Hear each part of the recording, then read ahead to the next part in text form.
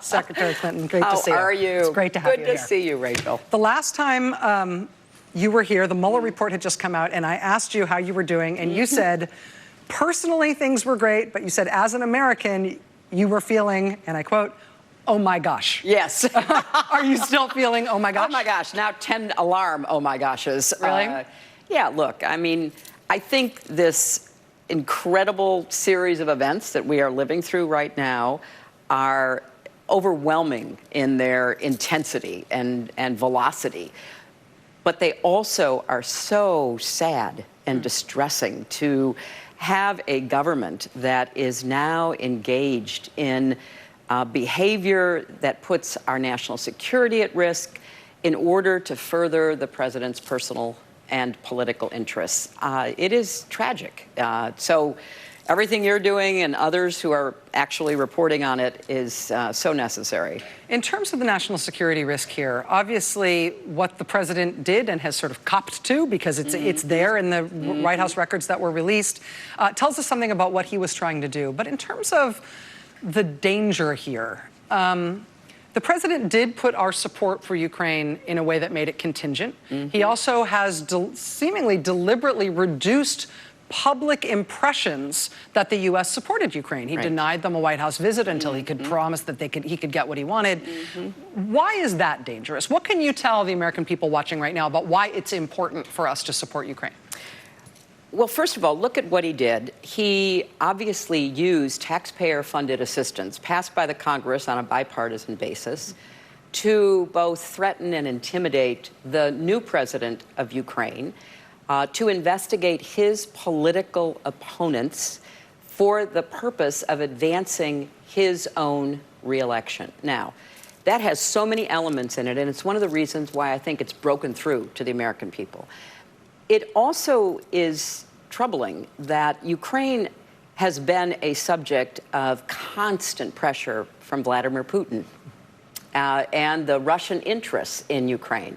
So you have the Trump administration, the president, the vice president, others, actually pressuring a new president who has a part of his country invaded and occupied by Russian troops, and putting this poor new president in this vice. You think you're going to get military aid from us? Well, we have a favor to ask of you. Now, we know that the aggressiveness of Putin has been unchecked, and in fact, I would argue, actually accelerated in both rhetoric and potential adverse actions to our interests because of what Trump has made clear that he supports and looks to Vladimir Putin. So Ukraine is a very specific example of what is at stake. But I don't think it's the only example that we could find if we looked at the transcripts of the calls with Vladimir Putin, for example. We still have no notes, no reporting about the many meetings and the many calls. We do know that in the Oval Office early in his term, Trump basically said to the Foreign Secretary of Russia, Sergei Lavrov, to the then Ambassador Kislyak, hey, I don't mind that interference in the election, wink, wink. So this is about Ukraine, but Ukraine is the canary in the coal mine about what this president and his allies have been up to. One of the revelations brought to light by this impeachment scandal is that members of the president's administration, White House lawyers, appear to have directed an effort to hide transcripts of the president's phone calls with foreign leaders, including the Zelensky call in question, including, reportedly, calls with Putin, calls with the leader of Saudi Arabia and others. For me, it raises this interesting question because I feel like as a civilian watching these things, as an American who tries to follow these matters, I'm not sure how much of that we should ever expect to see. And so I'm troubled by these reports that there's an effort in the White House involving lawyers in particular, trying to hide this stuff in places where it doesn't belong. But how do you see this in terms of what sorts of communication should be shown to the public? You said you'd like to see transcripts of his calls with Vladimir Putin. What of those things should we see and what should be kept secret? Well, the understanding I have of this particular call and the way calls operate is, pretty elaborate. If you're going to have a call between our president and a president, leader of another country. There's a whole process before that call is placed. People are prepping and briefing. They're trying to figure out what is the goal of the call, maybe what does the foreign leader want, what do we want in return, what are we talking about. So the president is given talking points, and people are in the room usually, whatever appropriate personnel from the White House or maybe other agencies. So the call is placed, the call is made, and the call is usually listened to, or at very least quickly reported out. Now, this is part of the transparency that we should expect. Maybe not the exact words, but the fact that our president spoke to Vladimir Putin or spoke to, the president of Ukraine. That's part of the information that the rest of the government, that the Congress, that the American public and press deserve to see. You don't have to have the exact wording, but what happened here from the report of the call itself that came out of the White House, plus the whistleblower complaint, is there was nothing classified. There was nothing that should have been kept from the rest of the government. This was embarrassing and potentially impeachable because of the way the president was pressuring the president of Ukraine. And of course, there can be very serious calls that never see the light of day until 30, 40 years from now. But this was not one of those. This was hidden by the White House lawyers because somebody in that room who was observing the call or hearing the president's end of the call went, oh, what are we going to do? What did he just say?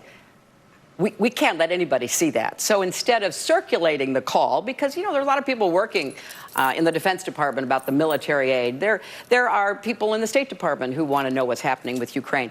We better deep six this. So put it on the most classified system, the place where you would keep information about the raid on Osama bin Laden in the prior administration, and don't let anybody see it. That, I think, as much as the call itself, is what bothered the whistleblower. Because if you read the complaint, he spends, or she, whoever it is, spends time saying, look, here's the substance which bothered me, but then here's what they did with it. So, yeah, some calls you're not going to see, certainly not in any contemporaneous way, but other calls, they should be shared with the people working on these problems and the rest of the government. If there were White House lawyers or other White House officials who directed that kind of effort, and oh my God, what did he say? We need to hide this kind of effort, which is what the whistleblower is indicating, the way it seems, at least from the outside. Should those officials bear some consequences for that? I don't know that what they did is illegal, but certainly it seems improper. Well, it certainly deserves questioning. Okay. And that's what's going on now with this impeachment inquiry. Ironically, I was on the staff of the 1974 impeachment inquiry, and you should follow every thread to see where it leads. And you should look at anything that could amount to abuse of power or obstruction of justice or contempt of Congress. And if people were part of that, as they were in the Nixon administration, then yes, they should be held accountable. And if the Justice Department won't bring charges for anything that turns up in the impeachment investigation, clearly they're not going to charge the president no matter what he does. But if other officials, up to and including the vice president, are found in this impeachment inquiry to have obstructed justice, to have destroyed records, to have lied to investigators, any other number of things that may turn up, if this Justice Department under William Barr says we're not bringing prosecutions on any of these things, are there any further remedies? I mean, it's starting to feel like no matter what's uncovered, there will never be consequences. Well, that depends. It depends upon who's in the White House and who's at the Justice Department in 2021. That's why the stakes of this election have just exponentially increased, because what we're dealing with is a constitutional crisis. And I've said over and over again, we've got to be able to do two things as Democrats. We have to be able to have a deliberative, serious pursuit of the impeachment inquiry. We have to continue to make our case about all the bills that the House Democrats have passed that have, gone to the Senate to die in, Mitch McConnell's graveyard. So I think we have to do both of those things simultaneously. But if there were to be a change in administration, and certainly a change in Attorney General, because what we're seeing with this particular Attorney General is full-throated support of every conspiracy theory that could possibly hurt Democrats and help this president, which is deeply disturbing to those of us who remember attorney generals quitting over a president trying to order them to Deep Six evidence back in the Nixon administration. So I think that there will be consequences depending upon how this impeachment inquiry plays out. And let's not forget that the evidence right now is very damning, and the American public really grasps that. This is an abuse of power that is broken through. So if it's determined by the House that they're going to present articles of impeachment, that puts a lot of Republican senators up for re-election in a very tough spot. So I don't think we're anywhere near the number of scenarios that could be played out from this day forward in the investigation. We'll be right back with former Secretary of State Hillary Clinton. Back with us as Secretary of State, 2016 Democratic presidential nominee Hillary Clinton. Madam Secretary, thank you and congratulations on this. Thank you. The Book of Gutsy Women. It's an encyclopedia of gutsy women. Well, it could have been a lot longer. There's a lot of women who certainly deserve to be in it, but it was an effort by my daughter and myself to highlight some of the women that we were inspired by. And I was listening to that clip of Barbara Jordan's speech during the hearing on articles of impeachment against President Nixon. And I remember watching it as a young staffer on the impeachment inquiry, and it did bring me to tears. And it's worth repeating, I am not going to sit here and be an idle spectator to the diminution, the subversion, the destruction of the Constitution. Yeah. I think that's the time we're in now, too, Rachel. You talked earlier before the break about the fact that the American people are very focused and are very able to sort of grok, to get their heads around exactly what this claim is right now for which President Trump looks likely to be impeached. But you also talked about the need to follow these questions where they lead and to figure out who else was involved and whether other serious abuses were committed. How do you think of this in terms of how long this process should last, how directly the House should go at the president's conduct that's already been, in some ways, very tightly defined in terms of what he did that he should be impeached for? Well, look, I think that the Speaker has made it very clear that it's going to proceed expeditiously. I cannot put a timetable on it. I went to work in the impeachment inquiry staff in January of 1974. And there was a lot else going on. There had been lots of hearings. There was a Senate Select Committee that the then senator from Alabama, as I recall, was chairing. And there had been, or North Carolina, and there had been a grand jury. There was a lot of other activity. And it wasn't until the tapes were finally released. And remember what happened. The Nixon White House tried to provide edited versions of the tapes. Right. One of my jobs, along with other lawyers on the staff, was to sit in a soundproof booth with great big earphones on and listen to the tapes, look at what the White House said the tape said, and see what it actually said. Correct, essentially, their mistaken transcripts. Exactly. Were those transcripts deliberately constructed by the White House to be more exculpatory than they actually were? Well, that was our conclusion. Yeah. So by July, that's when Barbara Jordan was making that speech. And remember, Republicans on the Judiciary Committee voted for those articles of impeachment because it was so clear how wrong it was, the abuse of power and obstruction of justice and contempt of Congress that was going on at that time. There were so many other officials who were caught up in what happened in Watergate. I was thinking this week, because of a very good piece in The New Yorker by David Rode, about John Mitchell, who was President Nixon's Attorney General, who went to prison for 17 months because of Watergate-era abuses that were exposed through this. He was loyal to Nixon to the very end, went to prison himself. Other cabinet officials were implicated. Right now, it seems like both the Vice President and the Attorney General and the Secretary of State, Mike Pompeo, your successor at the State Department, may themselves have been at least aware, if not participants in what the president's going to be impeached for here. As a former cabinet secretary, do you have advice on the right way to comport yourself in this situation? I mean, they do all seem like they're up to their necks.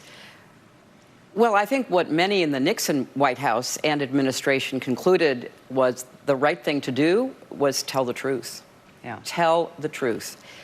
And that would be advice that should be given to anybody caught up in this, because it's clear that the president has made a series of decisions to benefit himself and his political fortune at the expense of other matters in our government. And the people you point to are certainly aware of that. Think of all the people who have left. And one of the people who left early on, someone who was on the National Security Council, Mr. Bossert, I think, he basically said, look, we tried to convince the president not to buy into all these wild conspiracy theories that people like Giuliani and others were pushing at him.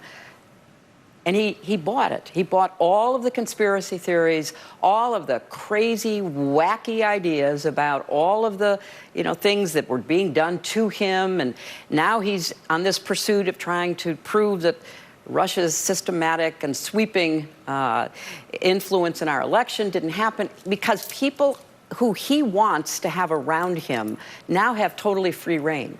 Others who were trying to pull him back, trying to say, no, Mr. President, there's no evidence of that, they're gone. So those who are left, and I hope some of the Republicans in the House, and particularly in the Senate, need to start thinking about putting country over party. We have Margaret Chase Smith in this book. Margaret Chase Smith, a Republican woman senator from Maine, who was the only member of her party to take a public stand against Joe McCarthy from the very beginning. She eventually brought a few of her Republican colleagues with her, but she not only attacked McCarthy and his tactics of smear and destroy, but she attacked her own party and said, why are we doing this? Stop it. Don't be preying on people. Don't be leading with fear. We need some Republicans to step up. And for the life of me, I don't understand it. I know some of these people. I served with some of these people.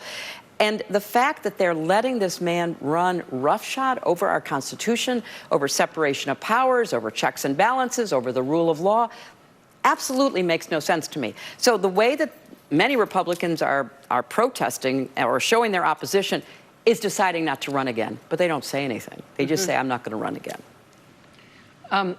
You were also a predecessor to Mike Pompeo as Secretary of State.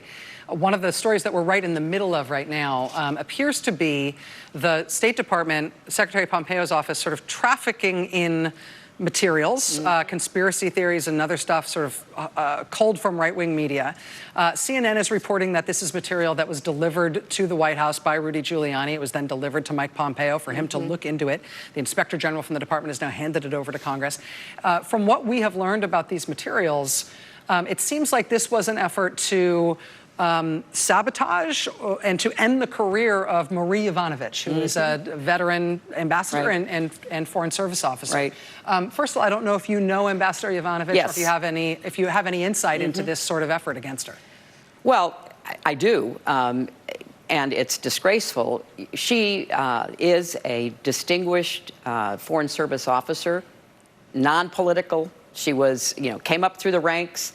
She was the ambassador to Armenia, appointed under the Bush administration. When I became Secretary of State, I visited Armenia. I know her work. She's a serious, level-headed ambassador, a real credit to the Foreign Service. And so what they did, and we now know Giuliani was actually seeking advice from Paul Manafort. What they did was to say, okay, what are all the obstacles in our way of trying to peddle these conspiracy theories? Because remember, Manafort was peddling conspiracy theories about Ukraine during the 2016 election, some of them aimed at me. So Giuliani goes to the source. Okay, you're the guy who knows how to manipulate the press and everybody about Ukraine. What do we do to get everybody out of the way? And she is clearly the target of this smear campaign in these materials that were delivered to Pompeo. There are 70,000 people who work for the State Department around the world.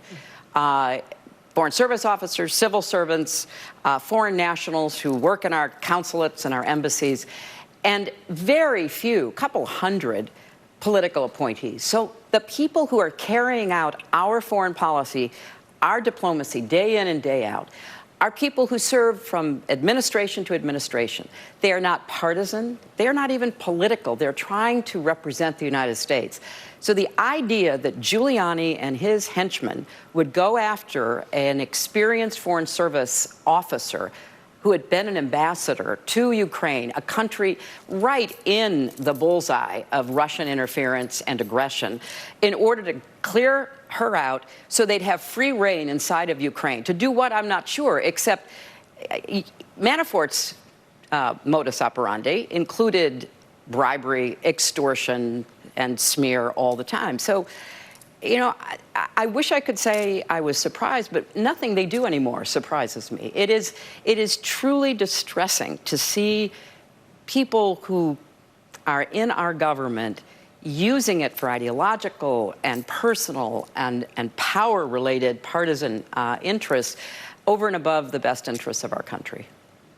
Former Secretary of State Hillary Clinton, author with her daughter Chelsea Clinton of the Book of Gutsy Women, favorite stories of courage and resilience. It's really good to have you here. Thank you for making time. I really appreciate it. Glad to be here. All right, we'll be right back. Stay with us.